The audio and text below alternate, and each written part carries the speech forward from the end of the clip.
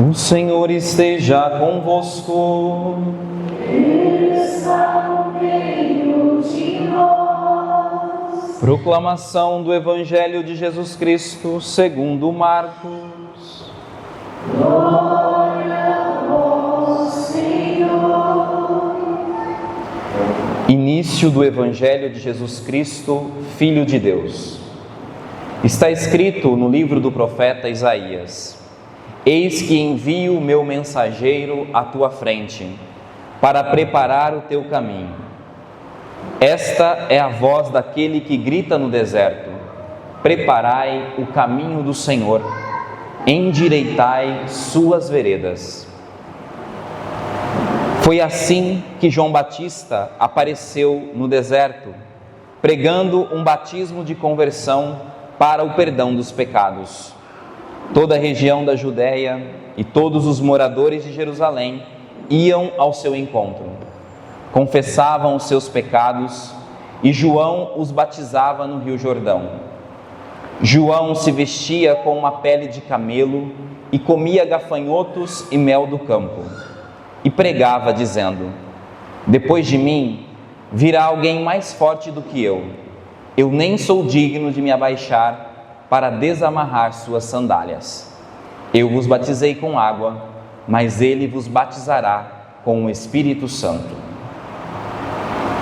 Palavra da salvação. Glória a vós, Senhor.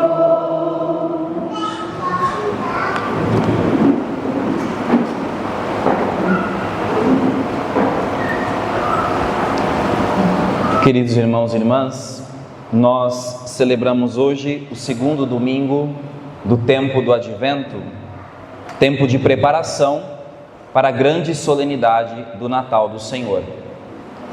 No domingo passado, eu lhes falei de um instrumento eficaz nesta preparação, que é o exame de consciência. Hoje, a partir das leituras que nós ouvimos, eu quero refletir com vocês sobre outro instrumento que também é eficaz nesse tempo de advento. Trata-se da escuta da palavra de Deus. Quero fazer notar que a palavra voz, ela aparece muitas vezes na liturgia de hoje. Desde a antífona de entrada, que é o versículo que introduz a missa, em que somos chamados a rezar: o povo de Sião, o Senhor, vem para salvar as nações, e na alegria do vosso coração soará majestosa a vossa voz. Na primeira leitura, de uma maneira mais forte ainda, a palavra voz repete por muitas vezes: falai ao coração de Jerusalém e dizei em alta voz. Grita uma voz, levanta com força a tua voz, ergue a voz, não temas. Também no Salmo, de maneira indireta, essa palavra aparece quando o salmista nos convida a rezar: quero ouvir o que o Senhor irá falar, a voz de Deus. E no Evangelho também aparece, quando vai se referir a João Batista: esta é a voz daquele que grita no deserto. Trata-se, irmãos e irmãs, evidentemente, da voz que ecoa uma palavra que é a palavra de Deus. E é uma voz que, neste contexto de advento, aparece como uma voz eloquente, forte, majestosa, imponente. E por que ela aparece desta maneira? Por que a voz de Deus aparece desta maneira nesse contexto?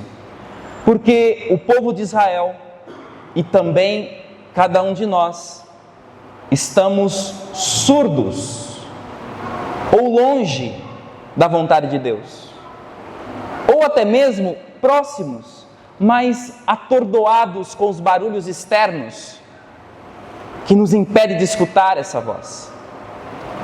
Nessa semana eu vivi uma experiência que me fez refletir nisto que eu estou lhes falando. Celebrando a missa na igreja matriz da nossa cidade, ao mesmo tempo começou um evento nas ruas do entorno. E o barulho externo daquele evento me obrigou a gritar para me fazer entender, comprometendo a participação e a compreensão das pessoas que estavam naquela missa. Vejam, hoje na liturgia Cristo está gritando, está clamando por nós, porque talvez nós estejamos agitados demais pelos barulhos externos, por aquilo que não importa de fato. Então, se faz necessário clamar, se faz necessário gritar para romper a nossa surdez, a nossa indiferença muitas vezes em relação à palavra de Deus. Então Deus grita. E este grito é um grito de uma boa notícia, é uma boa nova. A vinda de Cristo é uma boa nova. Ele, o Senhor, é o feliz anúncio da salvação de todos nós.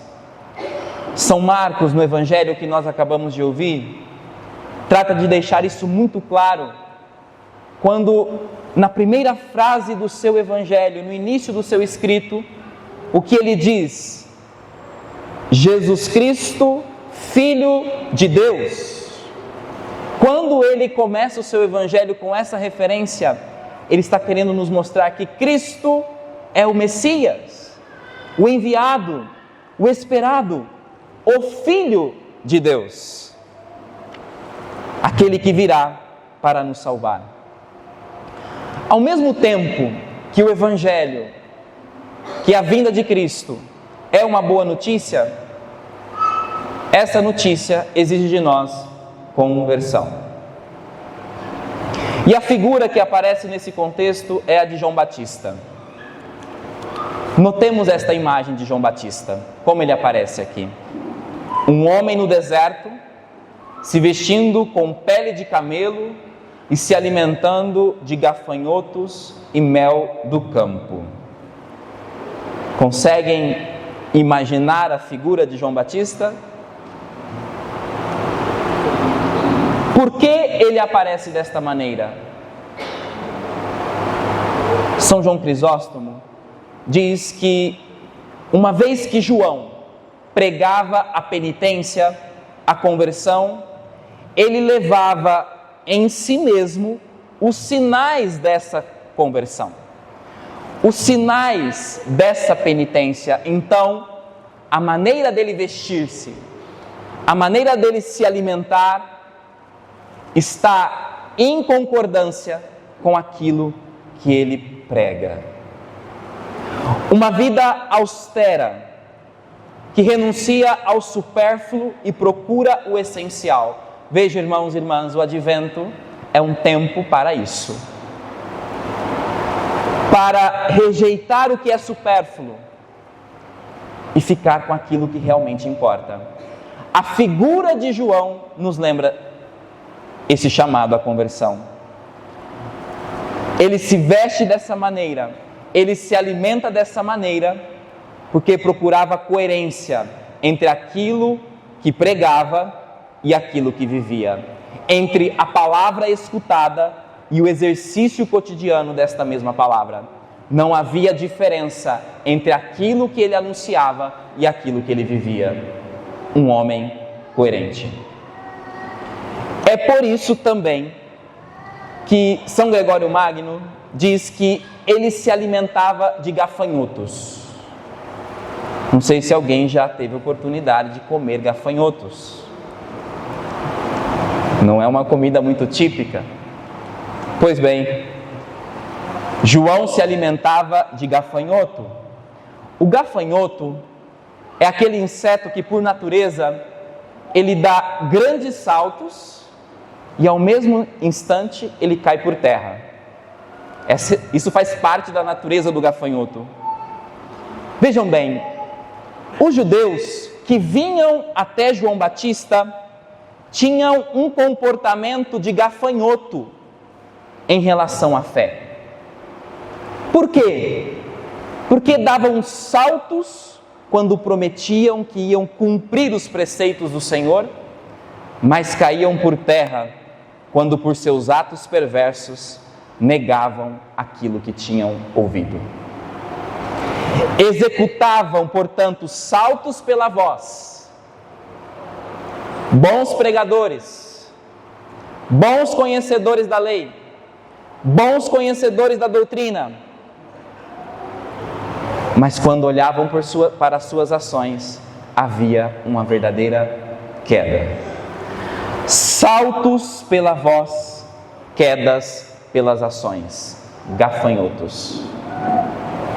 Simbolicamente, João se alimenta deles para lembrar os judeus de matarem esse comportamento, em que não havia comprometimento em cumprir a palavra de Deus. Não havia coerência entre aquilo que professavam e aquilo que viviam no cotidiano de suas vidas. A palavra era apenas ouvida, mas não praticada. Irmãos e irmãs, neste segundo domingo do Advento, nosso Senhor, Ele espera de nós um desejo sincero de eliminar do nosso coração o espírito de gafanhotos. Pode ser que você esteja sendo um gafanhoto na vida, sendo fiel, ouvindo a palavra todos os domingos na missa, mas pouco comprometido em traduzir essa palavra na sua vida.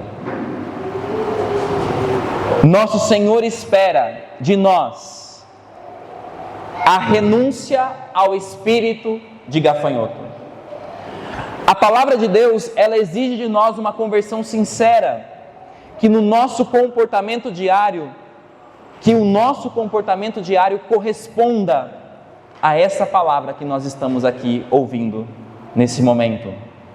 Coerência entre aquilo que eu vivo e aquilo que eu ouço, entre aquilo que eu falo e aquilo que eu executo. Coerência. E nesse sentido, São Pedro, na segunda leitura, pede de nós um esforço. Ele diz: esforçai-vos para que Ele vos encontre numa vida pura e sem mancha e em paz. Nosso Senhor quer que todos se convertam, que essa distância entre aquilo que eu creio e aquilo que eu sou possa ir diminuindo de tal maneira que ao final da minha vida eu seja aquilo que eu creio, eu seja aquilo que eu professo. Esforçai-vos, diz São Pedro, para que Ele vos encontre assim. Nosso Senhor quer que todos nós nos convertamos. E nessa segunda leitura aparece a preocupação do povo pela demora na vinda de Cristo. Cristo está demorando. Parece que Ele está tardando. Por que não vem logo nos salvar? Por que não vem de uma vez por todas e acabe com tudo e com todos e nos leve para a eternidade? Por que, irmãos e irmãs? E aí São Pedro nos responde: porque Ele espera pacientemente pela nossa salvação, pela nossa conversão. Ele está dando tempo para a nossa conversão.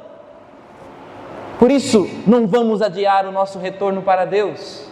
Não podemos adiar o nosso retorno.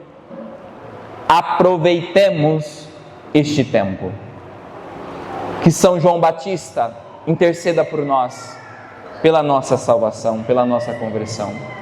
Mas eu quero concluir trazendo aqui a imagem de uma outra pessoa, a imagem da Virgem Maria, tendo em vista que nós celebramos na última sexta-feira a sua solenidade da Imaculada Conceição.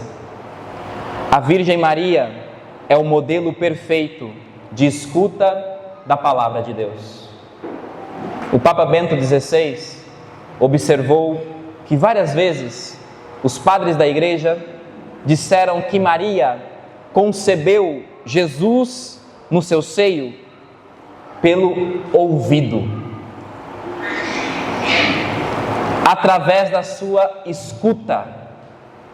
Ela escutou a palavra de Deus pelo anjo, e aquela escuta, aquela palavra que entrou pelos seus ouvidos, fecundou Cristo em seu coração, em seu seio. A palavra entrou nela e nela se tornou fecunda.